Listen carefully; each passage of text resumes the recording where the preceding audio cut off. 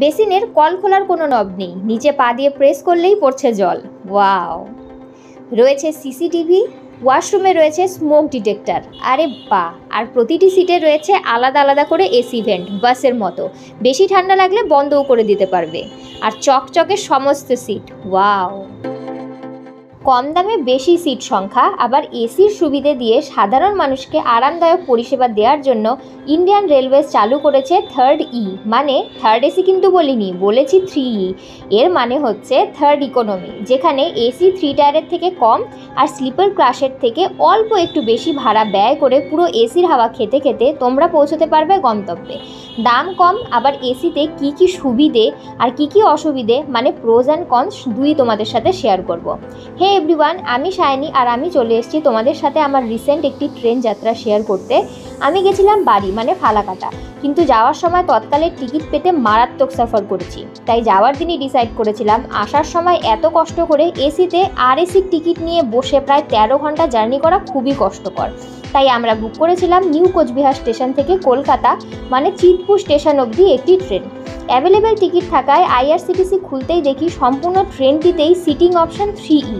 Google করতে লাগলাম এর সম্পর্কে, আর দেখেই এক্সাইটেড হয়ে কেটে ফেললাম টিকিট এই নতুন ইকোনমি ক্লাসে যাত্রা উপভোগ করতে। কাজেই যারা 3E-তে টিকিট কেটে অদূর ভবিষ্যতে যাত্রা করছো, তোমাদের যাতে এই ট্রেন নিয়ে কোনো রকমের ধোঁয়াশা না থাকে, সেই জন্যই এই ভিডিওটিকে আমি ডিটেলসে বানিয়েছি।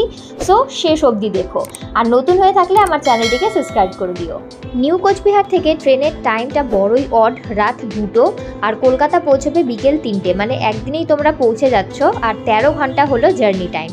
এত রাতে সবাই ঘুমিয়ে আছে, লাইটসও অফ, তাই পরদিন সকালে সমস্ত ডিটেলস আমাদের সাথে শেয়ার করছি। সকাল 10টায় আমাদের ঘুম ভেঙেছে, আর রাতে আমাদের সিটে pillow with white pillow cover, linen সেটের একটি প্যাকেট দেওয়া ছিল, সাথে ছিল ব্ল্যাঙ্কেট, যেমনটা অন্যান্য ট্রেনের third AC to first class এসিতেই মানে দিয়ে থাকে। তো দুটো হোয়াইট শিট ছিল, আর সাথে ছিল একটু ছোট্ট টাওয়েল। তো আমরা সবই পেয়ে গেছিলাম, কোনো রকমের অসুবিধা হয়নি। তো সবার প্রথম আমি আমার সিট থেকেই স্টার্ট করছি। সিটে কি কি রয়েছে? দুটোই আমাদের আপার বার্থ ছিল, আর মাথা ঝুঁকেই তোমাকে বসে থাকতে হবে। লম্বা লোকেদের ওপরে সিট নিলে বড়ই প্রবলেম হবে, আমি আগেভাগেই বলে দিচ্ছি। সেন্ট্রালাইজড এসি ভেন্ট হলো এটা, আর নিচের লোকেরা এখনও অবধি ওঠেনি, তাই অ্যাডজাস্ট করে নিচ্ছি। নিচে রেডিয়ামের পাথ লাইন করা আছে, যাতে রাতের অন্ধকারে ওয়াশরুম যেতে কোনো রকমের অসুবিধে না হয়।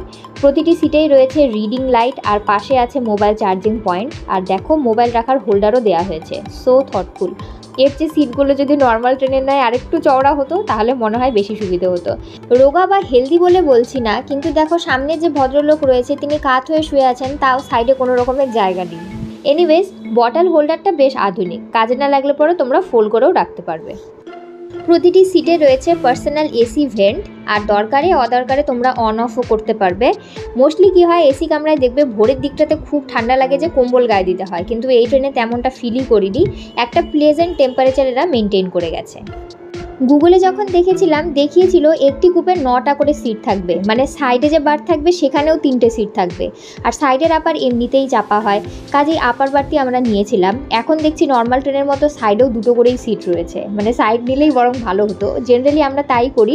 আর দেখো একটি বগিতে রয়েছে 80খানা সিট, যেখানে নর্মাল বগিতে তোমরা দেখবে 72টা করে সিট থাকে, মানে তোমরা যদি স্লিপারে যাও আর থার্ড এসিতে যাও সেগুলোতে দেখবে 72টা করেই সিট থাকে। সেই জন্যই সিটগুলো এত চাপা হয়েছে। আর মাঝের যে প্যাসেজ লাইনটা আছে সেটাও অনেকটা চাপা। এটা কেন চাপা সেটা বুঝলাম না, কারণ ট্রেনের যে আউটার বডি সেটা তো আর চেপে যায়নি, সিট সংখ্যা তো লম্বালম্বি জাস্ট একটি কূপে বেড়েছে, মানে 72 + 8 80টা সিট, তাই না? তো চলো ওয়াশরুম তোমাদেরকে দেখিয়ে দিচ্ছি। ইন্ডিয়ান অ্যান্ড ওয়েস্টার্ন দু রকমেরই তোমরা এখানে ওয়াশরুম পেয়ে যাবে। তো এখানে যে ডোর রয়েছে সেটাও স্লাইডিং টাইপেরই ডোর রয়েছে। এখানে রয়েছে নবগুলো, দেখতে পাচ্ছ আধুনিক নবই আছে সমস্ত কিছু, লকগুলো। বয়স্কদের সুবিধার জন্য এখানে আলাদা হ্যান্ডেল দেওয়া হয়েছে, যাদের তাদের কোনো রকমের অসুবিধে না হয় জার্কিনে। বেসিনের পাশেই রয়েছে এয়ার ডিফিউজার আর হ্যান্ড ওয়াশ, সাথে দেওয়া আছে জেট স্প্রে। ভিডিও ক্লিপটা অত স্টেডি নয়, বুঝতেই পারছো, চলন্ত ট্রেন। তো এই যে বাটনটা রয়েছে এটা টিপলে পরেই হয়ে যাবে ফ্লাশ, যদিও বা একটু বেশি ডিটেলসে চলে গেছি আমি। তো এরপর যেখানে বেসিনটা রয়েছে সেই বেসিনেরও সেমই রয়েছে, মানে বাইরে যেরকম দেখেছিলাম পা দিয়ে যদি তোমরা নব প্রেস করো তাহলে পরেই কল দিয়ে জল পড়বে, কোনো রকমের আলাদা খোলা বন্ধ করার কোনো নব নেই। চলো তবে লোয়ার পার্টগুলো কেমন দেখতে সেটা দেখিয়ে দিই। Individual bottle holder, reading light, charging point, folding টেবিলের সাথে সাথে উইন্ডো শিল্ড দেওয়া আছে, কারণ থার্ড ইকোনমিতে কোনো রকমের পর্দার ব্যবস্থা নেই। সো হোপফুলি তোমাদের সমস্ত কোয়ারি আমি ফুলফিল করতে পেরেছি। এক্সট্রা যদি কিছু জানার থাকে সেটা আমাকে কমেন্টে জানাতে পারো। আর যেহেতু দূরপাল্লার ট্রেন, তাই প্যান্ট্রি কারেরও ব্যবস্থা এখানে রয়েছে। আর লাঞ্চটা আমরা ট্রেনেই সেরেছি, কারণ 3টের সময় নামবো। আর একটা কথা, এখনকার প্যান্ট্রি কারের খাবার যে খুব একটা খারাপ হয় সেটা কিন্তু নয়। দেখতেই পাচ্ছ রান্নাগুলো। পরে আলাদা করে আমরা মিষ্টি দইও কিনে নিয়েছিলাম আর কি, পুরো সর্টেড।